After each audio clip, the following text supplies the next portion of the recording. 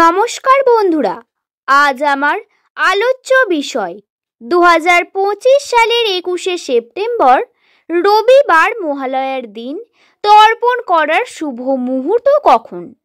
সঙ্গে জেনে নিন মহালয়ার দিন কেন আমরা তর্পণ করি, এর পিছনে কি কারণ রয়েছে।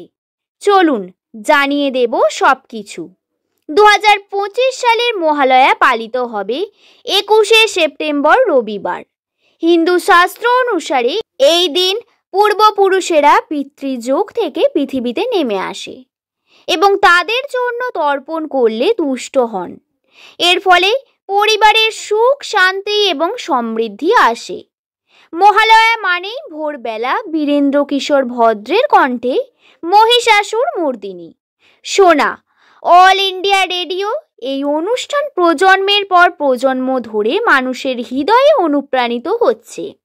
দেবী দুর্গার মহিষাসুরের ওপর বিজয়ী মহিমা এই অনুষ্ঠানে ফুটিয়ে তোলা হয়। তবে যেভাবেই দেখা হোক, মহালয়া আসলে এক অমাবস্যা তিথি, যা রবিবার দিনভর রয়েছে। থাকবে 12:25 থেকে বেলা 1:30 পর্যন্ত। অমাবস্যা থাকবে 12:25 পর্যন্ত। তবে বেলা 1:30 পর্যন্ত শুভ সময় ধরা হয় তর্পণের জন্য। সূর্যোদয়ের কথা মাথায় রেখে তর্পণের কাজ ভোরবেলা থেকে শুরু করেন লোকজনেরা। আর একটি গুরুত্বপূর্ণ কথা, অনেকের মনে দ্বন্দ্ব রয়েছে যে তর্পণের দিন রয়েছে সূর্যগ্রহণ, তাই তর্পণ করতে কোনো বাধা আসবে কিনা। তবে বলে রাখি, তর্পণের দিন রাত্রে রয়েছে সূর্যগ্রহণ, যদিও ভারতের কোনো অংশে সূর্যগ্রহণ দৃশ্যমান নয়, তাই তো তর্পণে কোনো রকম বাধা থাকছে না।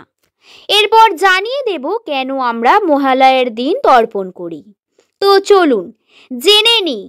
দাতা কর্ণের আত্মা স্বর্গে অবস্থান করলে তাকে খাবার হিসাবে সোনা এবং রত্ন দেয়া হয়।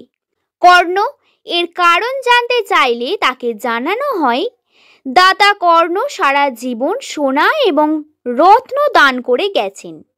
পিতৃপুরুষের উদ্দেশ্যে তিনি কখনো খাবার বা জল দান করেননি। সেই কারণে তাকে স্বর্গে সোনা এবং রত্ন খাবার হিসাবে দেয়া হয়েছে। কর্ণ তখন স্বীকার করেন যে পিতা এবং পিতৃপুরুষদের যে খাবার জল দান করতে হয় সেই বিষয়টি তিনি জানতেন না। এই বিষয়ে তার মা যুদ্ধের আগের রাতে তাকে জানান। পিতৃপুরুষের উদ্দেশ্যে খাবার এবং জল প্রদান না করা তার অনিচ্ছাকৃত ভুল ছিল। তিনি সেই ভুল সংশোধন করার ইচ্ছা প্রকাশ করেন। তখন দেবরাজ ইন্দ্র কর্ণকে 16 দিনের জন্য মর্তে গিয়ে পিতৃপুরুষের উদ্দেশ্যে অন্ন এবং জল দানের অনুমতি দেন এবং 16 দিন পিতৃপক্ষ হিসাবে ধরা হয়। ভাদ্র পূর্ণিমার পরবর্তী প্রতিপদ থেকে অমাবস্যা পর্যন্ত পিতৃপক্ষ পালন করা হয়। এখন প্রশ্ন হচ্ছে, তর্পণ কি? পূর্বপুরুষদের ঋষি স্বর্গীয় পিতা মাতা এবং গরুর উদ্দেশ্যে খাবার এবং জল নিবেদন করা হয়। তাদের শ্রদ্ধা জানিয়ে তুষ্ট করাই হলো তর্পণ। তর্পণের বিভিন্ন প্রকারের হয়, বিভিন্ন প্রক্রিয়ায় রীতি প্রচলিত রয়েছে। পুরাণে বলা হয়েছে, পিতৃপুরুষ তুষ্ট হলে আমাদের আশীর্বাদ, জীবন দশায় দীর্ঘায়ু, ধন সম্পত্তি, জ্ঞান, সাত্ত্বিক এবং মৃত্যুর পর স্বর্গে যাত্রা এবং মোক্ষ লাভ হয়। পূর্বপুরুষের মৃত্যু তিথিতে তর্পণ করা সম্ভব না হলে পিতৃপক্ষের শেষ দিন অর্থাৎ অমাবস্যা তিথিতে মহালয়ার দিন ভোরবেলায় তর্পণ করা হয়। তো বন্ধুরা, আজ এই পর্যন্ত। যদি ভালো লাগে একটি লাইক করে শুভকথা ইউটিউব চ্যানেলকে সাবস্ক্রাইব করে নেবেন।